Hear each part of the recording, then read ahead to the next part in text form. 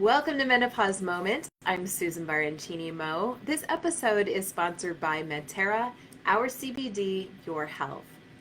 Okay, first of all, I have to give a big shout out to my friend Jeff of Jeff in High Def for helping me with my lighting, which I think is so much better today. I'm really excited about it. I don't look quite so pasty today. Listen, I am pasty. Okay, I am, but not as pasty as I was looking. So I'm pretty excited about that. So today on the show, I'm talking about irregular periods in perimenopause and what to expect and how to know what's normal. And also a few little things to help you kind of be prepared for such things. So before I get into the subject for today, be sure and check with your doctor before you take any medical advice from the internet. I say it every show, but I'm not a doctor. I'm just a woman who is in perimenopause, and I refuse to be sidelined or inconvenienced by any sort of transition my body is going through. So these are just answers that I've come across, things that I've experienced for myself, and so I hope those solutions help you, but do check with your doctor before you take any advice from me or anyone else. Okay, so please do that. Okay, so here's the deal. As we get older, we ovulate less frequently. As you know by now, we're producing less estrogen and less progesterone. And our cycle lengths can become less regular. So remember when you were going through puberty, when you were a young girl, and you had no idea when your period would come? And it was always like that day when you wore that white skirt or those white pants, and it was the worst day, right? Well, welcome back to those days. I call perimenopause your second puberty because these are the things that are happening. Your body is in transition again. And so that's just one of the many reasons that I call it second puberty. So in perimenopause, you might have heavier flow, you might have lighter flow. You can have a light flow 1 month and have a super heavy flow the next. You can spot in between cycles. A super light period usually means that you're not producing quite enough estrogen. So the lack of estrogen prevents your body from building up your uterine lining enough. And so those light periods may also be a sign that you did not ovulate that month. Now, a super heavy period, counterintuitively, can also be a sign of an anovulatory period, meaning a period when you didn't ovulate. And you might have enough estrogen to build up the uterine lining, but be producing too little progesterone. Progesterone regulates the accumulation of uterine lining and tells it when to stop. So in this case, without it, your uterine lining just keeps on accumulating until the estrogen levels in your body drop off. And that lining is shed, which is what causes the very heavy bleeding. Now, your period could last longer. So maybe 1 month it lasts 5 days, the next month it's 7. Sometimes in the last few years, mine were like 3 days long, so they might be shorter. And it's just, you're really looking at, everything's kind of variable right now. Everything's going to be different and you won't really know what to expect. And your cycles, the time in between your periods, may also be shorter. So for me, my cycles went from like every 25 to 28 days to every 18 to 21 days. And there was a point in my late 30s where I was like, I swear to God, this is happening like every 2 weeks. I have a period. This is ridiculous. And I wish somebody had said something. Like, I had these conversations with my doctors. I would say, I just feel like I have a period all the time. Like, what is going on? And they never said, well, you're in perimenopause. Your estrogen is starting to drop off. And, my doctors were saying, hey, you probably better start trying to have a kid pretty soon. But they weren't saying, you are in perimenopause. These are the things that are happening to your body. There was a very little education that was happening. So anyway, the point is, you may have shorter or longer cycles, and they can vary in length by 7 or more days on the shorter side or the longer side. Now, if you're having shorter cycles, it's a sign that you're not producing a lot of estrogen during your pre-ovulatory stage, and your body's trying to boost that estrogen. So your follicle stimulating hormone, the FSH levels, could be elevated. So your follicles begin to develop faster, which shortens your cycle. So you can also skip periods, and a lot of times you might think you're pregnant, and you might not be.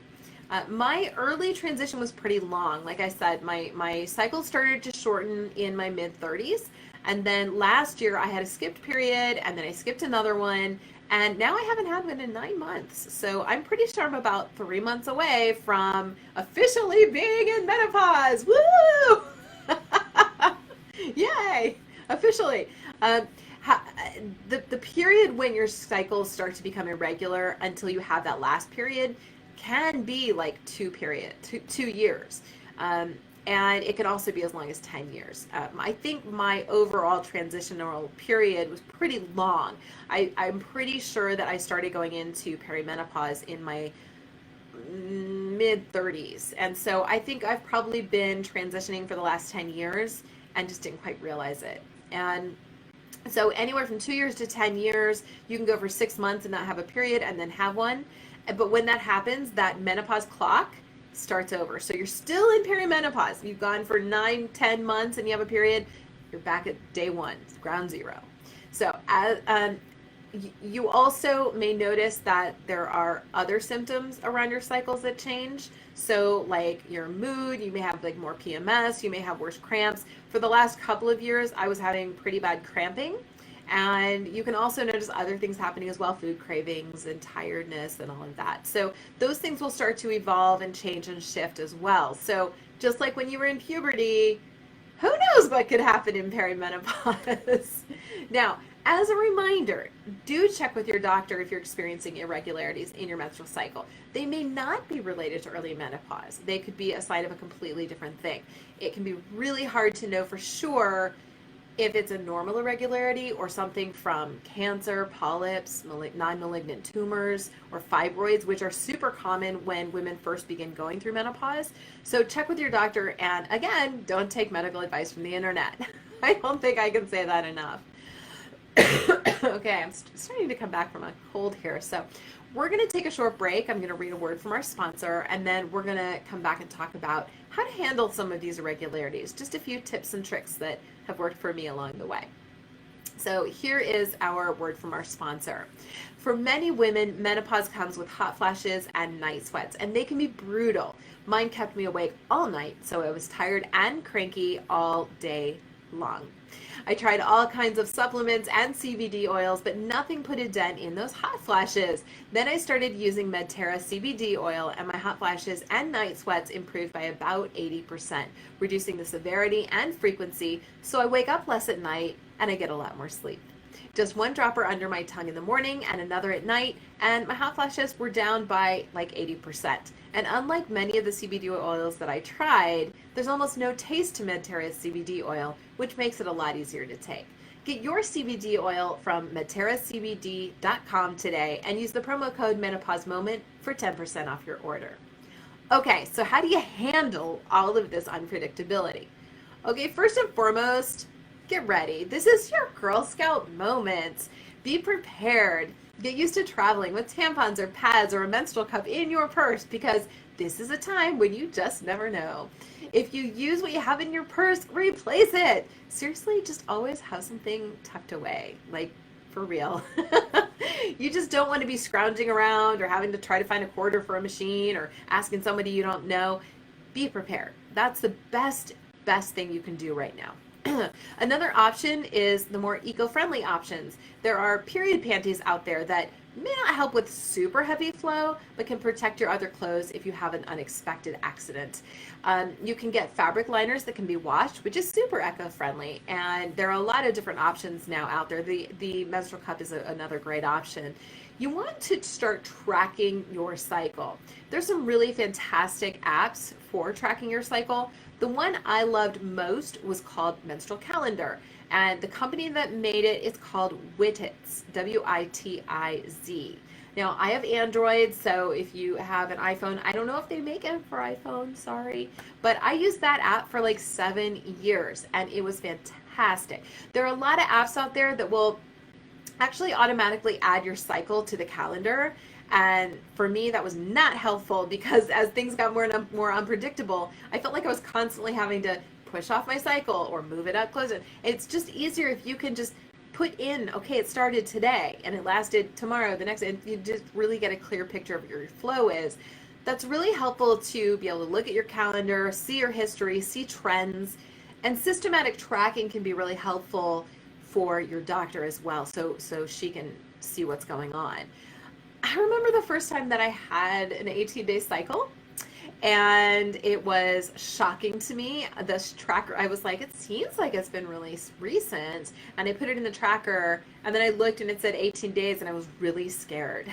And I was like, oh my gosh. And that's one of the reasons that I do this show.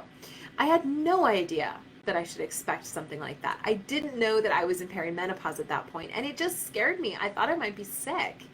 And, I tend to be, I don't want to say I tend to be a hypochondriac, but I tend to be a little more nervous about health risks and health things. My mom had breast cancer twice, and the second time it took her life. And I just tend to be kind of a hypochondriac a little bit. Not a hypo, I just tend to worry more, I guess. But the point is that there are answers to these questions, and as I was mentioning on Tuesday in the show, there are menopause specialists that you can see who can really help you. And so don't be afraid to change doctors at this point in your life. It's not a bad thing to try to find someone who is really a specialist in the thing that you yourself are going through right now. Now, there are some solutions for this part of your journey. So, and I would be remiss if I didn't mention them.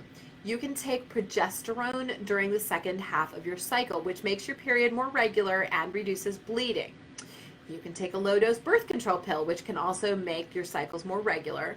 But both of these options have side effects, and they may not be effective and useful for everyone. So again, as always, check with your doctor, make sure it's the right choice for you. It's hard to say, we're all such individuals, and what works for one person may not work for another.